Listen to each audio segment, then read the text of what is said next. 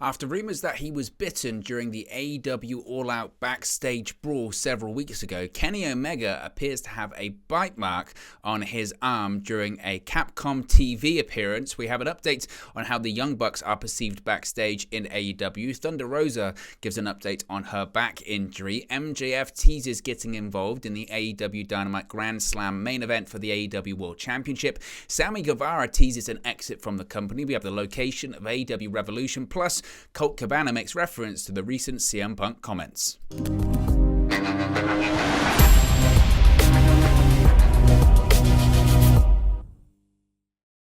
Hey guys, welcome back to Wrestling News 365. Hope everyone is doing very well. As always, there are plenty of news stories to get into in the world of All Elite Wrestling, and the stories continue about the fallout from the Brawlout. Yes, the fallout from the Brawlout, the AEW All Out post-media scrum brawl between CM Punk, Ace Steel, the Young Bucks, Kenny Omega, of course, all the main principal parties, those that got physical in that brawl, CM Punk, Ace Steel, Kenny Omega, and the Young Bucks are all suspended indefinitely by All Elite Wrestling. But one of the big rumors coming out of the brawl was that Kenny Omega had his hair pulled by Ace Steel, but also he was bitten by the AEW producer and longtime friend and trainer of CM Punk. And previously in Kenny Omega's trip to Japan this week, where initially he was supposed to be promoting Fight Forever, the upcoming AEW video console game, of course he can't be promoting it now because he's suspended, so he's just out in Japan visiting friends anyway and doing these appearances he was meant to be doing, just having fun, essentially doing it. The first few appearances he did, he had his arms covered, or you couldn't see the insides of his arm. But for the first time, you've seen Kenny Omega in a short sleeve shirt, and it does appear that Kenny Omega does have a bite mark on his arm, confirming those reports and rumors that Kenny Omega at least was bitten during that brawl. Now, the bite mark itself doesn't confirm who he was bitten by. We don't have a teeth mold going on here, but it does confirm indeed that Kenny Omega seemingly was bitten during the brawl, and even weeks later he now has a bruise and a mark on his arm that does resemble a bite mark. So this is quite a big story, and again, confirmation on a pretty serious development here. So Kenny Omega shows off a noticeable bruise. Now, of course, Omega is in Japan for the Tokyo Game Show and made an appearance on Capcom TV on September 18 today. Now, during the stream, fans noticed a visible bruise on the left forearm of Kenny Omega. Now, this is significant, as I mentioned, as Omega was reportedly bitten by Ace Steel during an altercation following CM Punk's AEW All Out media scrum, where he aired his grievances with the elites, that being Kenny Omega and the Young Bucks, the AEW EVPs. He also aired his grievances about the likes of Hangman Page and Colt Cabana while sitting next to AEW President Tony Khan. Now, after his scrum, Punk and Steel got into an altercation with Omega and the Bucks, along with Steel biting Omega. CM Punk reportedly threw punches, and Steel reportedly threw a chair which hit Nick Jackson in the eye. Now, on September 16, just 2 days ago, Sean Ross Sapp of Fightful Select reported, quote, "Those we've spoken to say that the bite marks on Omega's left forearm would be hard to avoid being seen if Omega was photographed any time in the weeks following the situation. We are told it was, quote, unmistakable that it was a bite." And as you can see in this photo, it looks pretty unmistakable that that is a bite mark. Now, AEW is reportedly investigating the altercation, and the parties involved, along with Michael Nakazawa, Pat Buck, Christopher Daniels, and Brandon Cutler, were suspended. However, in the days since then, those that were suspended, those AEW producers, namely Nakazawa, Buck, Daniels, and Cutler, they have had the suspensions lifted, and they have since resumed their AEW duties. But the main principal parties involved, as I mentioned, CM Punk, Ace Steel, and the Elite, remain suspended indefinitely. Omega, Nakazawa, and Daniels were scheduled to visit Japan for the Tokyo Game Show to promote AEW Fight Forever before the suspension. Of course, as I mentioned, Omega is now no longer promoting the game, seemingly because of his suspension. Omega and the Bucks had won the AEW World Trios Championships at All Out, but those titles were then vacated on the subsequent episode of Dynamite and won by Death Triangle. Since he's been in Japan, though, he has, as I mentioned, been visiting friends, namely Kota Ibushi, in which he's posted photos reuniting with the New Japan star. So as you can see in this photo, there does appear to be a bite mark which was previously said to be on Kenny Omega's left forearm. As you can see in the picture, clearly there is something on Kenny Omega's left forearm. Now, fortunately for us, nowadays everything's in HD or high-quality photos. We do have a bit of a zoomed and enhanced version of this photo. As you can see right there, clearly there is something on Kenny Omega's forearm. Does it resemble a bite mark? Probably. Let's be honest, it probably does. It's a bit difficult to tell. As I mentioned, the photos are high res, but the sort of peripheries of it are somewhat blurry. So you could argue that people would say maybe if it was in like a court of law or something like that, is that completely clear that it's a bite mark? I mean, you would probably have better and more proper photographs at the of it if it was in that case. But certainly there is something on Kenny Omega's forearm there. Does it resemble what a bite mark would look like? Yes, it does. As I mentioned, this is the first and only photograph we really truly have of Kenny Omega's left forearm, which is reportedly where said bite is meant to be. So you can make up your own mind, but certainly there it does appear that there is a bite mark on Kenny Omega's left forearm. And you could argue, well, why has it been covered up in previous public appearances that he's done in Japan? Well, like anything with this whole thing, it's because of legal issues. They don't want to confirm or deny certain instances here, but maybe from Kenny Omega's perspective, enough's enough, or maybe Kenny Omega just thinks, well, I did get bitten. so it is what it is sort of situation. So if we hear more about it, which I'm sure we will in the coming days, of course, we'll talk about it here on the channel, but certainly a big, interesting development in this story, and also as well confirmation on some of the reports that were out there previously. It does appear to be a bite mark on Omega's arm, and also this is 2 weeks ago today, I believe, that this incident happened. So the fact that 2 weeks later there is still a noticeable bruise on Kenny Omega's arm would suggest that was a pretty hefty bite mark in the first place. That was no soft bite by Ace Steel or whoever allegedly threw that bite in the first place. So that is very interesting. Now, speaking of the AEW EVPs, let's talk a little bit about the Young Bucks, because there's been an interesting story about how the Young Bucks are perceived backstage in AEW. Of course, CM Punk has his issues with the EVPs, and both Matt and Nick Jackson are both currently suspended by AEW due to that backstage altercation following Punk's media scrum comments at All Out. But per Wade Keller at the PW Torch, via PW Torch, the general consensus backstage at All Elite Wrestling is that the Bucks are generally well liked. This is what Keller mentioned on his recent Torch audio show. Quote, "The Bucks are not seen as abrasive personalities. Passive-aggressive, yes, there's some aspects of that. They're not seen as assholes. People who don't like Punk have more negative things to say than people who don't like the Bucks have to say about them in terms of their characterization." Now, Keller then continued saying, quote, "The Bucks might rub people the wrong way or not be their type of people or whatever, but they're not jerks, and that's kind of part of the dynamic here. I think some people looked at Punk here and said you might not like that they are not taking your advice. You might think, oh, that comment didn't need to be made. It's hard for people to imagine Matt and Nick deserving that kind of call out publicly in a context that should have been about celebrating a world title win and a really good pay-per-view." So basically what Keller is saying there is that the general consensus is that they might not be the most likable people backstage, but they don't deserve maybe the way that they were called out. I think that's quite an interesting characterization of how he's spoken about them there, that they're not abrasive personalities. They can be passive-aggressive, and there's some aspects of their personalities that people don't like, but they're not generally disliked backstage. And I think that's a really interesting description, because there's lots of different ways to perceive that. You could perceive that as, well, they're generally well liked. They're not as disliked as CM Punk is. They're not as abrasive as CM Punk is. So they're better to get along with, and they're easier to work with than someone like CM Punk, who is well known for being abrasive and is well known for being in people's faces and well known for being, as I mentioned, just difficult to be around and work with in general.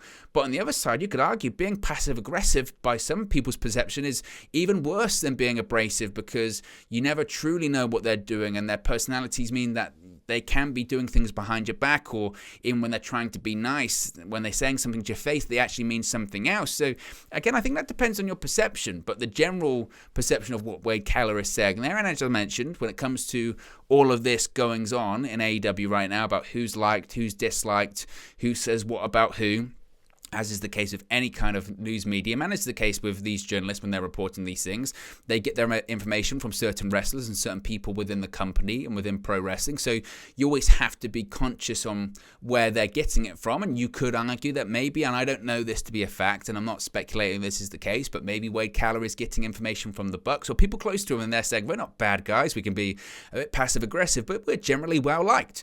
You could talk to another group of people, and they could say, I hate the Young Bucks. Whilst CM Punk might be abrasive and difficult to work with in my face, I can never believe what the Young Bucks are saying. They're very condescending. So it's very difficult to read those kind of stories. But I found it very interesting there that Wade Keller wasn't exactly saying, oh no, everyone loves them. He didn't say that. He said they're generally well-liked, but some people find them quite passive-aggressive. And I think that's quite interesting from wrestlers talking about the executive vice presidents within the company. That's certainly fascinating. And of course, as we've continued to cover this entire story of the brawl that happened to All Out, if we have any more information about the futures of CM Punk and Ace Steel, of course, their employment futures are certainly up in the air at the moment, pending this ongoing third-party investigation. The general consensus is that CM Punk did indeed throw the first punch in the altercation, which could mean the end for CM Punk in All Elite Wrestling. Of course, we know the injury status of CM Punk in AEW right now. He has a torn tricep, so he's out for 8 to 9 months anyway, which might actually be the best thing for him and AEW.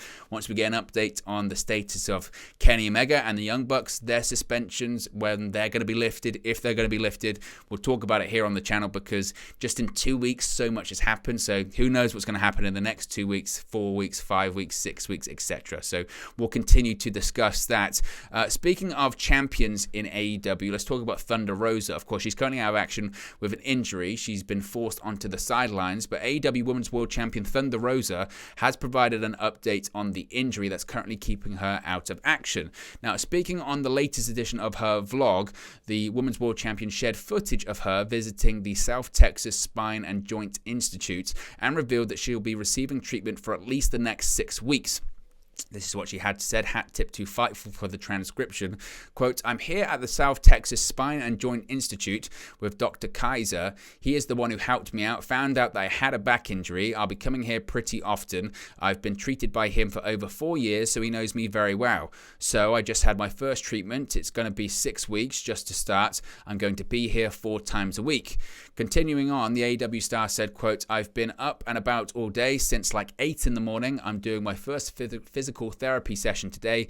This is after 6 weeks of being injured. Not traveling has actually made a huge difference. Now, Thunder Rosa, of course, has been absent from AEW TV since the August 24 edition of AEW Dynamite.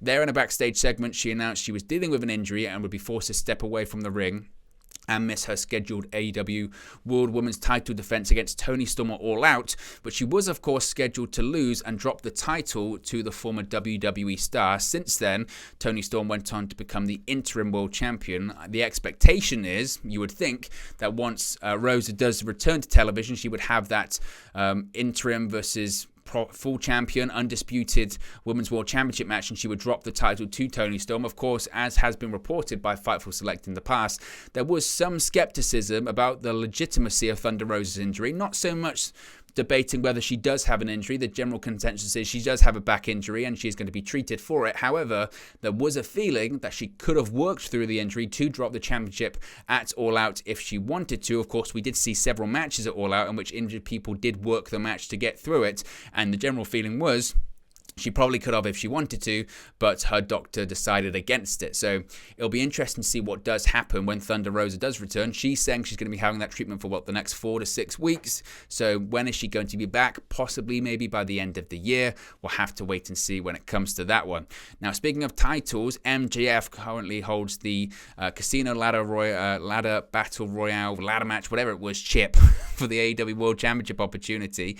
He made his return to AEW television at All Out, winning that Casino ladder match disguised under a mask before unmasking at the show's finale. After the event, the AEW World Championship, of course, was vacated following the fallout of the All Out media scrum, with Tony Khan announcing that Tournament of Champions to determine a new champion, with the tournament culminating next week at Dynamite Grand Slam, with Jon Moxley facing off against Bryan Danielson.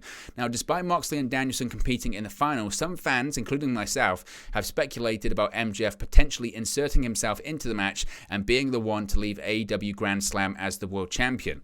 MJF took to Twitter today to keep people talking, simply sharing a photo of the Moxley and Danielson face-off on Dynamite, leaving us wondering what he has in store. As I've mentioned, my general feeling is that whilst we will crown a new world champion at Dynamite, whilst it will be possibly Jon Moxley or Bryan Danielson, chances are it's Bryan Danielson, I think the person leaving Dynamite Grand Slam as the AEW World Champion will be MJF. I think that's going to be the case, and I think then we possibly build to MJF versus Bryan Danielson at Full Gear, which MJF wins, and then I think maybe you have MJF versus the winner of the Golden Ticket Battle Royale. I mean, plans clearly have changed dramatically when it comes to the AEW World Championship picture. I think clearly the plan was to revisit CM Punk versus MJF once again, possibly at the Grand Slam edition of Dynamite, maybe have MJF win it then against him or build to Full Gear, I don't know.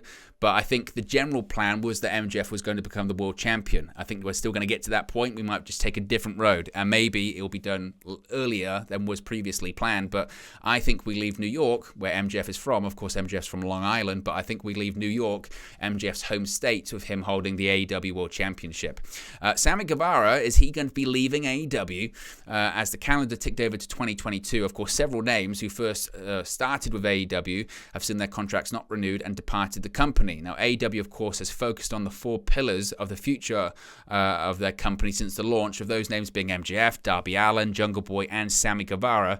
Of course, Guevara is a three-time TNT champion, and Guevara was recently involved in a backstage altercation with Eddie Kingston, which led to Kingston being suspended by the company and their planned match at All Out being cancelled. Nevertheless, they're going to be having their previously scheduled match this coming week at Dynamite Grand Slam. Fans are now speculating on Guevara's future in AEW after some cryptic Twitter activity, with him blacking out his profile, removing all mentions of AEW from his bio, and sharing a gif of Jim Carrey leaving at the end of The Truman Show. As I mentioned, Guevara and Kingston are set to have their match on next week's edition of Grand Slam Rampage. I was quite surprised when I saw this. As far as I'm aware, Sammy Guevara has a long time left on his contract. I think his deal was maybe up in 2024. I might be wrong by that. Maybe I am, but my understanding was that his deal wasn't up for a really long time, unless something has changed and we're not aware of. But I would have thought that big outlets, Sean Ross Sapp of Fightful, PW Insider, Wrestling Inc., Andrew Zarian, Dave Meltzer of all people, would have spoken about Guevara's contract coming to an end soon. So I don't think it's anything to do with that. Maybe it's a change of gimmick. I don't know. But I would be very, very surprised. But I guess we have to keep an eye out. We have to keep an eye out for that one, because that could be the latest AEW drama story. And it certainly would be surprising and a huge blow. Whether you like Sammy Guevara or not, whether you're a fan of his in-ring work, whether you find him annoying, which I sometimes do, or aggravating in some of the promos he does or whatever. Clearly, he is a big star for them, and he's certainly incredibly young still, has a huge future ahead of him. So for AEW to lose him would be a huge blow, and of course he would fit in very well with WWE nowadays under Triple H, and I'm sure they'd take him. And Guevara is very close with Cody Rhodes as well, but we haven't heard much about his contract, so we'll keep an eye out for that one, certainly. AEW Revolution, of course, one of AEW's big pay-per-view events. We have an update as to where it could be headed, and All Elite Wrestling could be headed to California next year for the AEW Revolution pay-per-view, according to Sean Ross Sapp of Fightful Select. It was noted in the report that AEW tentatively has AEW Revolution set for the Cow Palace in San Francisco, California. Now, the event usually takes place in late February or early March. If Revolution does end up taking place at the Cow Palace next year, it will be the first wrestling show from the arena since New Japan Pro Wrestling's G1 special in 2019. It should be noted that WWE hasn't actually been to the Cow Palace in over 10 years, and it's been over 15 years since the company had a televised event at the location. The Cow Palace has been around for a really, really, really long time. Big historic wrestling venue. The reason WWE hasn't been there in a long time, because it's a bit of a dump. That's the problem, because it's old. It's very, very old, and as I mentioned, it's got huge history and so many events going back to the 60s, I think, maybe even earlier than that. Huge events have taken place in the Cow Palace, but again, it's a bit of a dump because it's old. It's very, very old. But I think AEW would certainly want to host an event in a venue that has a lot of history. So looks like it could be taking place place in the Cow Palace, which is great. As mentioned, it's not the nicest place in the world in terms of a venue, but certainly a venue that has a ton of history. Finally, Colt Cabana, of course, got a bit of a tongue lashing by CM Punk in Punk's AEW media scrum comments, and Cabana hasn't been on television since March, the March AEW Dark tapings in Orlando. He's been tied to big AEW news recently after CM Punk brought up his name in the AEW All Out media scrum. To begin the scrum, of course, Punk addressed his relationship with Cabana and the lawsuit that severed their friendship in 2018. He spoke about how Cabana shared a bank account with his mother. Now, on his Twitch stream, Cabana didn't want to talk about the specifics of the comments when things were referenced early in the stream when a user wished him well, but he did have jokes later on in the stream when someone noted that Fall Guy sounds like Family Guy. He said, quote, "My brother is the director of Family Guy, if you didn't know that. That's a fun little tidbit. My brother is the director of Family Guy. You can look up his name. He also shares a bank account with my mother," he said with a laugh. "It's just all in the family. You know how it is." Now, while trying to get members to play Fortnite with him, Cabana said anybody can join, prompting a member of the chat replying to another user to say, "Even your mum can join." He said, "Yes, even my mum can join. My mum does not know I play Fortnite." Now you know even more information about the Cabanas. So CM Punk's comments certainly referenced by Colt Cabana there. So there you go, guys. That's the latest AEW news stories. Let me know your thoughts on today's stories in the comment section below. Be sure to smash a like on the like button. Be sure to subscribe as well, bottom right-hand corner. And I'll speak to you again very, very soon. Hey guys, thank you for watching, listening, streaming, or however you come across this video today. Be sure to click on the video on the right there to watch our next video, or click the bottom there to subscribe, or the bottom right hand corner. Thank you very much, and I'll speak to you again very soon.